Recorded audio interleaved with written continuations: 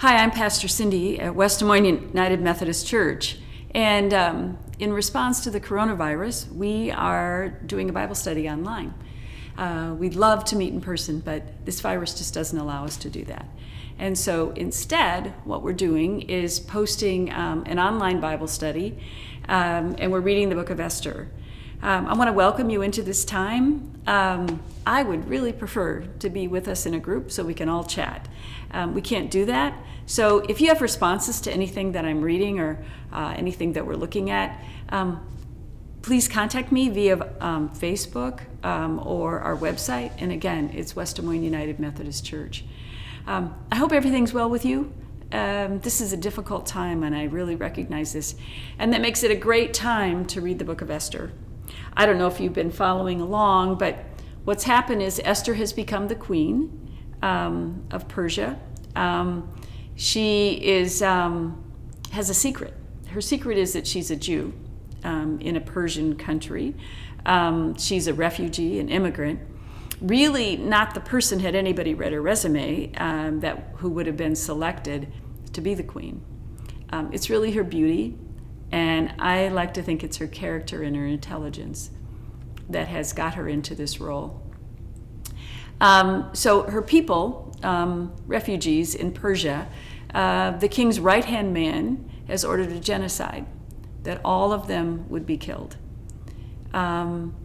Esther, under the guidance and advice of her uncle Mordecai, both Jews, has been advised to let the king know about this plot. It's really not a plot. The king has approved this, but she's been told to go to the king and to tell the king to stop this. Now, the way things were, she couldn't just approach the king. That was out of line. She had to wait till she was invited. But Esther has said, I will go. And if I perish, I perish. But she's going to speak on behalf of her people and try and stop this genocide that's about to happen. We are in chapter 5. Esther always plans carefully. She really is strategic. I like that about her. And so in my Bible, the heading for chapter 5 is Esther's Banquet. I don't know if your Bible has headings or how it might read. I'm reading from the New Revised Standard Version. You may be reading from another version, and you know what happens then. We run into phrases that aren't the same. We'll just read through them. We'll be okay with that. So join me as we read chapter 5 in the book of Esther and continue this great story. On the third day, Esther put on her royal robes. Now she's trying to figure out how to get to the king and how to tell him that she's about the genocide, how to stop the genocide. On the third day, Esther put on her royal robes and stood in the inner court of the king's palace opposite the king's hall. The king was sitting on his royal throne inside the palace opposite the entrance to the palace. It's kind of easy to imagine that, isn't it? And this does read a little bit like a legend, and so we can imagine all of this. Verse 2, as soon as the king saw Queen Esther standing in the court, she won his favor, and he held out to her the golden scepter that was in his hand. Then Esther approached and touched the top of the scepter. This is the only way that she can really come before him. He has to hold that scepter up and say, come on, I approve you coming toward me. Lots of control, lots of patriarchy here. Verse 3. The king said to her, what is it, Queen Esther? What is your request? It shall be given to you, and something just showed up on my screen that I have to say, remind me later. There we go. It shall be given to you. And here we go, and this is so kingly to make this kind of a statement. Again, verse 3. It shall be given to you, even to half of my kingdom. Pretty boastful guy, don't you think? I can give you whatever you want, it's all mine. He may eat those words at some point. Then Esther said, if it pleases the king, let the king and Haman come today to a banquet that I prepared for the king. Then the king said, bring Haman quickly, so that we may do as Esther desires. Now Haman is the right-hand man. He's the guy who's ordered the genocide. So the king and Haman came to the banquet that Esther had prepared. And while they were drinking wine, the king said to Esther, "What is your petition? It shall be granted to you. And what is your request? Even to half of my kingdom it shall be fulfilled." Then Esther said, "This is my petition and request.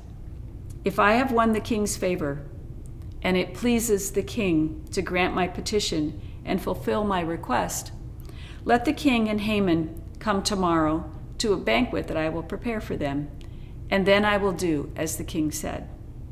So one banquet, we have sort of a sense, my sense is, that she's just invited them to lunch, and now there's a bigger banquet that's coming. So here we go.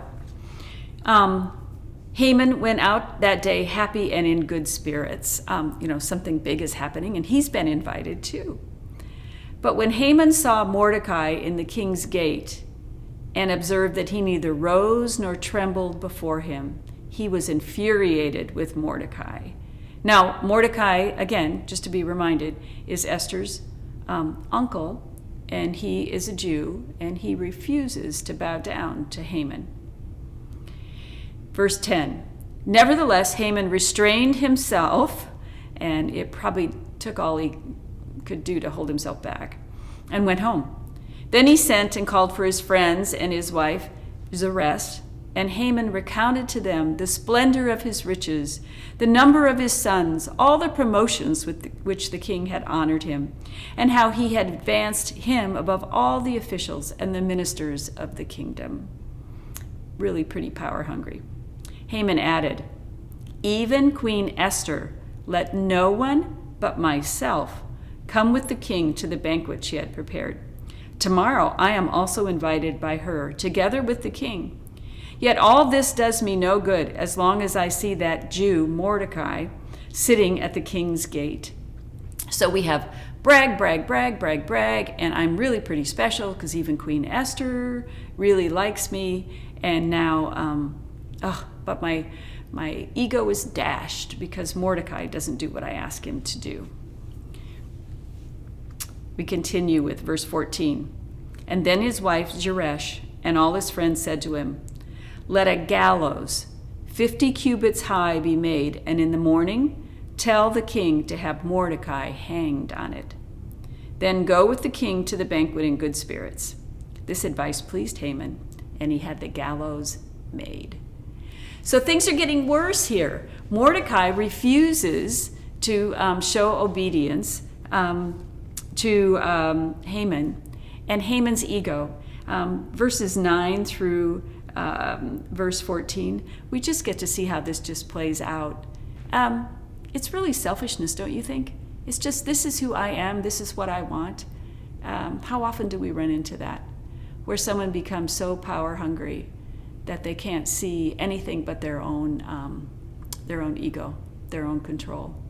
Haman's pretty proud of himself. He does control everything. I always wonder about somebody, that when I run into somebody who has that kind of outlook on life, that they have all the answers, that they want to control everything. I have this funny sense that one of the reasons God covered us with skin is because we would know that it's just us that we have to take control of. It's our lives. Our skin becomes a boundary. Each human being living as just a human being. Haman has crossed all the boundaries.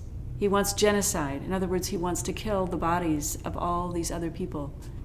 He wants Mordecai to behave in such a way that honors him. He's gone way beyond what any human being should control or do. When I run into people like that, I wonder how they grew up. Were they well loved? Did they trust their own goodness? Do they somehow think that they constantly have to control others in order to be of worth? I feel bad for Haman. I think his must have been a pretty lonely life. Do you think the people around him felt that they could trust him? Do you think there was really any sort of true, authentic love in his life? I think that'd be hard to come by. I think ultimately he will discover that he's very, very alone, and that's sad. So he's going to build a gallows. He has this sense that more violence will solve the problem. I trust in God. I know that more violence is not the answer. I'll see you back again soon, and we'll read chapter 6. Hope you're well. Bye-bye.